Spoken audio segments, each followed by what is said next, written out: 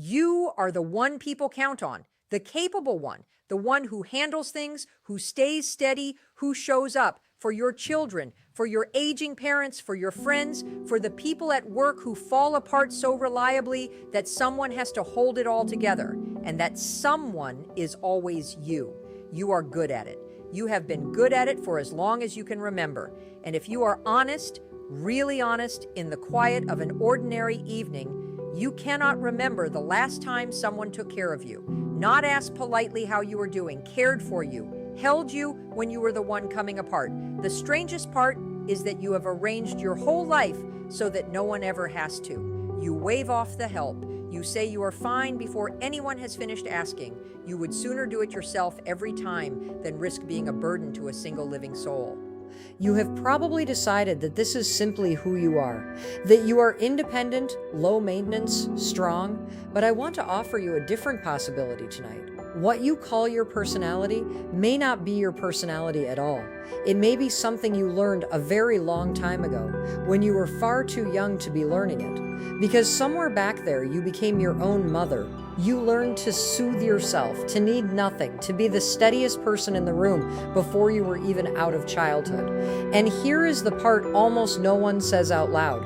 You never stopped. You are still doing it now, at 50, at 60, long after the danger that taught you is past. This is not a video about blaming anyone. It is about the quiet cost of being the strong one.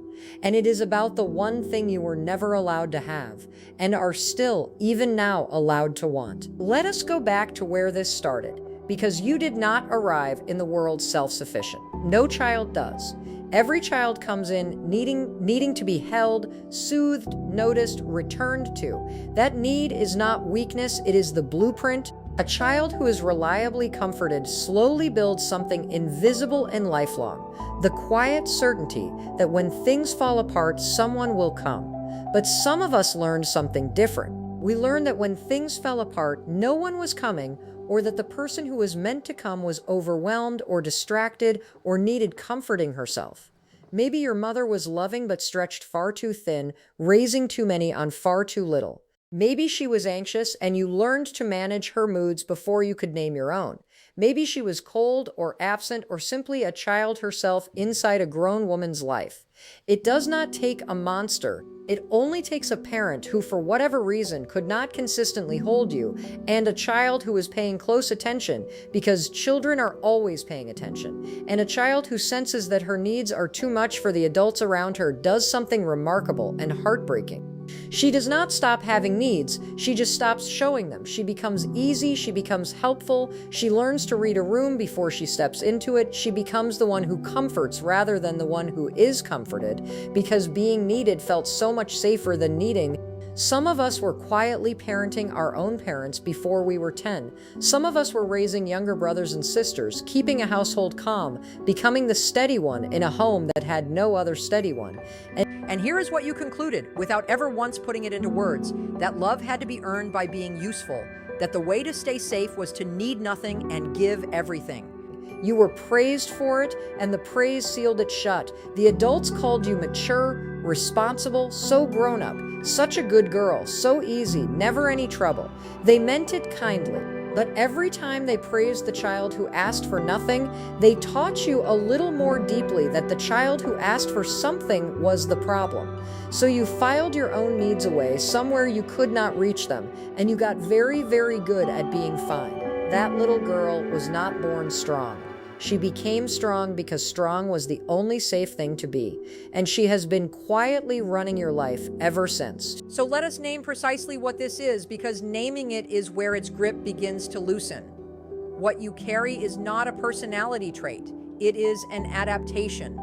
The psychologists who study these patterns talk about the grown children of emotionally immature or emotionally unavailable parents, and how those children build an entire self-design to survive that particular home. What you built was compulsive self-reliance, the deep automatic conviction that the only person you can truly count on is you, and that to need anyone else is to be unsafe. It was not a flaw in your character, it was a solution your younger self engineered brilliantly out of the materials she had, and it worked. That is the part worth honoring. This adaptation kept you safe. It got you through. It made you competent and dependable, and in a great many real ways, admirable. The problem is not that it was wrong. The problem is that it was only ever meant to be temporary, and no one ever told your nervous system that the emergency was finally over. Now, let us be clear about what this is not, because the confusion is exactly where the suffering lives. This is not the same as true independence. Real independence is the freedom to stand on your own and to lean on others, to move easily between the two as life requires. What you have is only the first half. You can stand on your own. You cannot lean. The moment help is offered, something in you flinches and refuses before you have even had a thought about it. That is not freedom. A person who can only ever give and never receive is not actually independent. She is fenced in by a rule she did not write and cannot remember agreeing to. This is not strength either, not in the way the world means it. We have a habit of calling this strength and leaving it there as though that settles the matter. But strength that can never rest is not strength, it is vigilance. It is a hand that has forgotten how to unclench. Real strength includes the capacity to be soft when it is safe to be soft, to be held without coming apart, to say I am not okay and to let someone stay. What looks from the outside like a strong woman who needs no one is so often a tired woman who is simply never allowed to need anyone. And this is not you being fine. This is the hardest one to see because you have said the words, "I'm fine," so many thousands of times that you have come to believe them. But notice what you actually mean by fine. You usually mean, "I am managing, I am handling it. No one needs to worry about me." That is not the same as well. You can be the most capable person in every room you walk into and still be quietly starving for the one thing you will not let yourself have, to be cared for without earning it, without performing for it, without immediately paying it back. That is what this is. Not a virtue, not a flaw. A child's survival strategy, still faithfully running, long after the child grew up. For a long time, this costs you very little that anyone can see. That is what makes it so durable. From the outside, you look like a success, capable, generous, endlessly dependable. The cost is paid privately, and it accumulates slowly, and by the time you reach midlife, it has usually grown large enough that you can no longer quite look away from it. The first cost is that you cannot receive. Someone offers to help, and you hear yourself decline before they have even finished the sentence. A friend asks how you really are, and you gently turn it back to how she is. Someone tries to give you something, their time, their concern, their care, and what you feel is not warmth, but a low static of discomfort, an itch to hand it back, to even the ledger, to make absolutely sure you are not in anyone's debt. You have become fluent in giving and illiterate in receiving. And love, real love, requires both. A relationship in which only one person is ever permitted to need is not closeness, it is service. The second cost is that you overfunction everywhere, automatically, without deciding to. In every group, you are the organizer, the fixer, the one who notices what needs doing and quietly does it before anyone has to ask. You take on far more than your share and you call it generosity, but underneath it, the old equation is still running. I am safe as long as I am useful. So you make yourself useful well past the point of exhaustion, and you resent it, and you cannot stop, because stopping feels like risking the only kind of belonging you ever learned to trust. The third cost is the loneliest, and it is the one almost no one guesses from the outside. You can be surrounded by people who depend on you and still be utterly unheld. There is a specific loneliness that lives inside competence, the loneliness of being the strong one. Everyone leans on you. No one holds you, because you have taught them so patiently and so well that you do not need holding. You built that wall yourself, brick by brick, for good reasons, decades ago, and now you stand behind it and wonder why no one ever seems to come close, and your body keeps the count. You do not rest until you are sick, and sometimes not even then. You push through what other people would stop for. You treat your own needs, for sleep, for help, for plain gentleness, as the items at the very bottom of a list that never ever ends. The tiredness you carry is not only in your body, It is the tiredness of a person who has been on duty without relief for 50 years, and underneath all of it is the oldest cost, the one all the others are built on top of. Somewhere inside you is a child who never got held the way she needed to be, who soothed herself in the dark because no one else was coming, who decided with the fierce and faulty logic of the very young that she would simply never need that again. She is still in there, and she is so tired.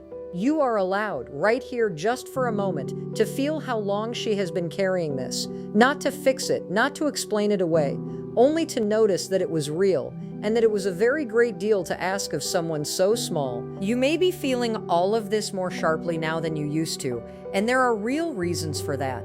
Midlife changes the terms. For decades, the arrangement worked well enough because you were strong enough to sustain it. You had the energy to be everyone's steady one and never once collapse. But the body that could run on empty at 30 does not run on empty at 60. Your own health begins to ask for attention. You get the diagnosis, or the surgery, or simply the long season of being unwell. And for the first time in your life, you are the one who needs caring for. And you discover, often with a genuine shock, that you do not know how to let it happen. You apologize for needing it. You try to manage your own care from the sickbed. You cannot put the roll down even when your own body has taken it from you by force. At the same time, the people who used to need you are needing you less. Your children are grown and gone. The household you held together has scattered. The role that organized your entire life, the capable one, the one who holds it all, is quietly losing its job, and you are left standing in front of a question you have spent 50 years outrunning. If I am not the one taking care of everyone, then who am I? And underneath that one, quieter still, who takes care of me? Your parents too are aging now or already gone.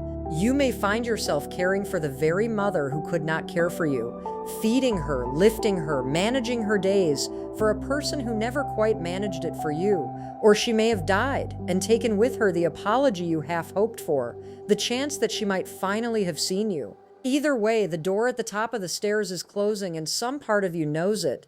Psychologists call this season life review, the natural turning in the second half of life to make sense of the whole story at last. It is not morbid, and it is not self-pity. It is one of the most important tasks of these years. And for you, life review keeps arriving at the same quiet, central place.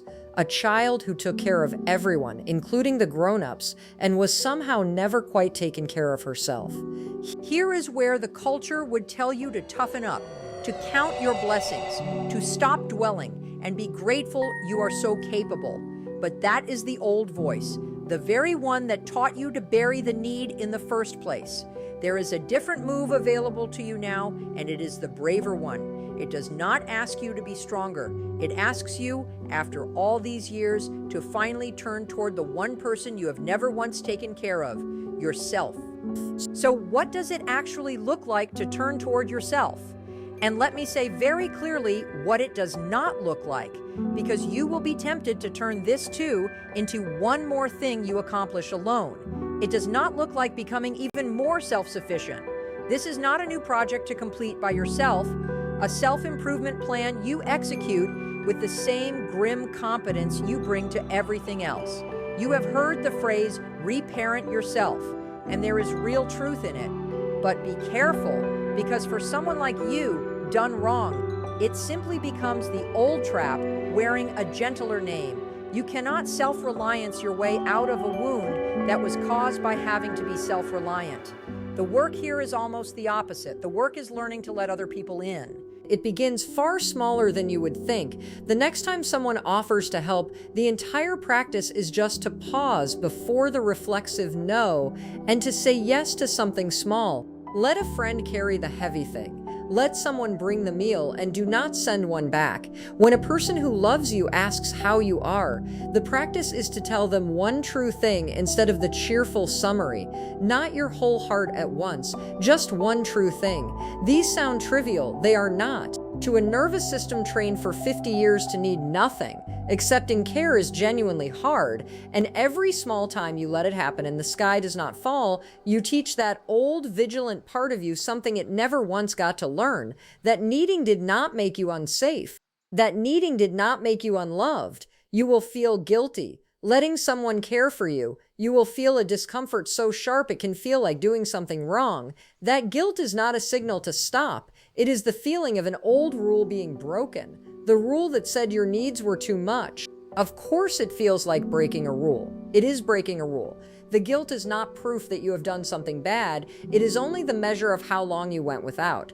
And yes, this means boundaries, but not the kind you are used to. You are already very good at the boundary that keeps people out. The boundary you have never once practiced is the one that lets you stop giving, letting a problem be someone else's to solve, not rushing in to fix the thing that nobody actually asked you to fix.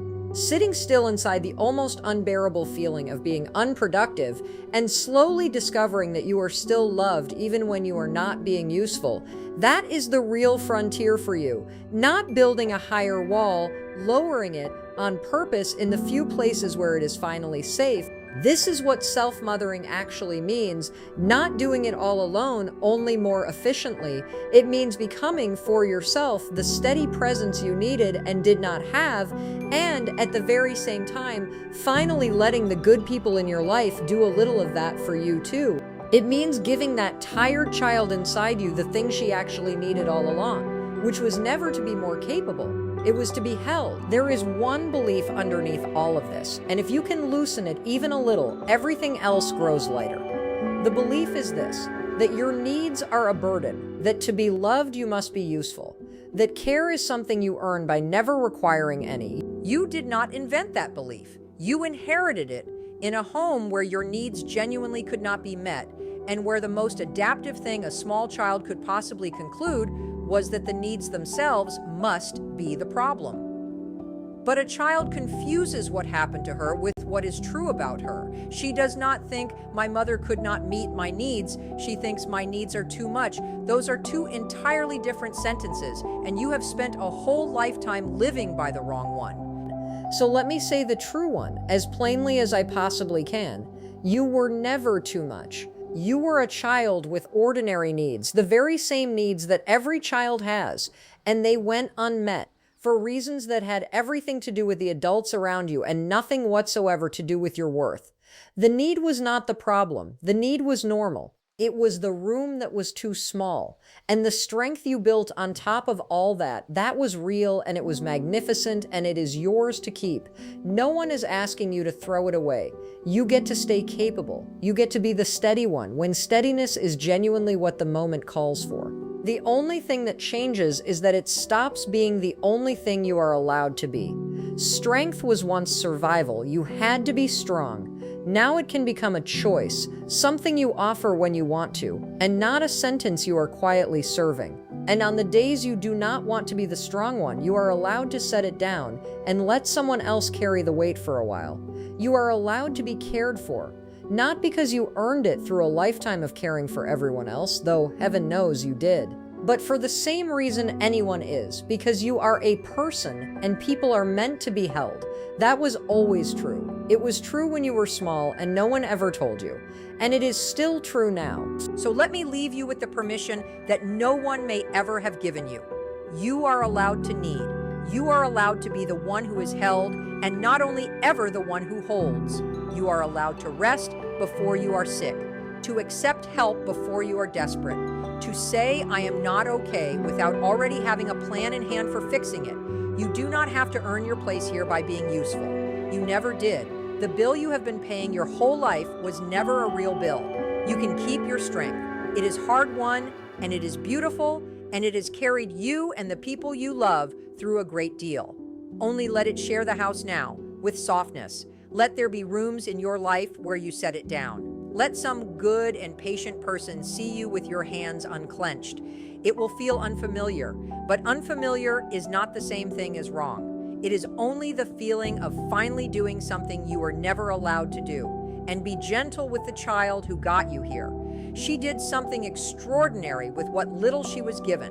She kept you safe the only way she knew how. You do not have to be angry with her for it, And you do not have to keep obeying her either.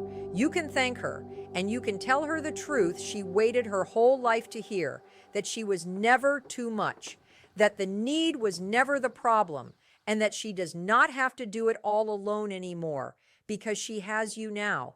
And you are not a small child, alone in the dark. You are an adult who can finally, gently, begin to let yourself be cared for. You can begin from exactly where you are, not by being stronger, by letting yourself be held. Take care of yourself and let someone take care of you too. I am so glad you were here.